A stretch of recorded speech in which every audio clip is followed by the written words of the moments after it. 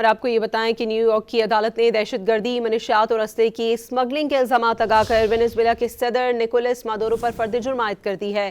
Maduro نے تمام الزامات مسترد کرتے ہوئے خود کو بے گناہ قرار دے دیا۔ امریکی فوج پر اغوا کرنے کا الزام بھی عائد کر دیا۔ عدالت کے باہر وینزویلا کے صدر نکولس مادورو کے حق میں مظاہرہ بھی ہوا۔ وینزویلا کے صدر نکولس مادورو کو نیو یارک کی بروکلن جیل سے سخت سیکیورٹی میں عدالت میں پیش کیا گیا۔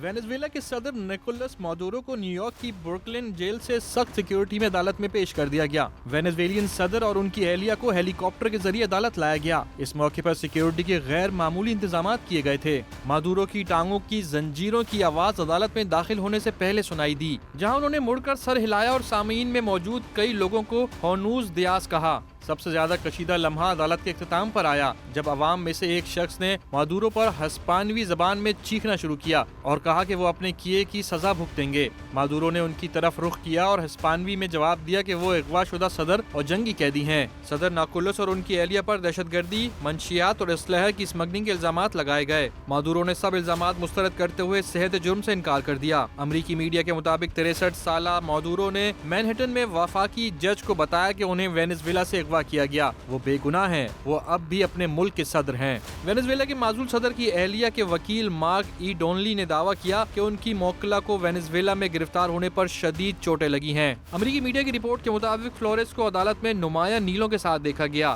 ڈونلی نے کہا کہ انہیں یقین ہے کہ ان کی پسلیوں پر فریکچر یا شدید چوٹ ہے۔ جج نے پروسیکیوٹر کو ہدایت دی کہ وہ مناسب علاج کو یقینی بنائیں۔ صدر مادورو کے خلاف کیس کی سماعت کے دوران نیو یارک کی عدالت کے باہر لوگوں نے بڑی تعداد میں جمع ہو کر احتجاج کیا۔ شرکاء نے صدر مادورو کے حق میں شدید نعرے بازی کی اور ان کی رہائی کا مطالبہ کیا۔ مظاہرین نے وینزویلا کے پرچم تھام رکھے تھے۔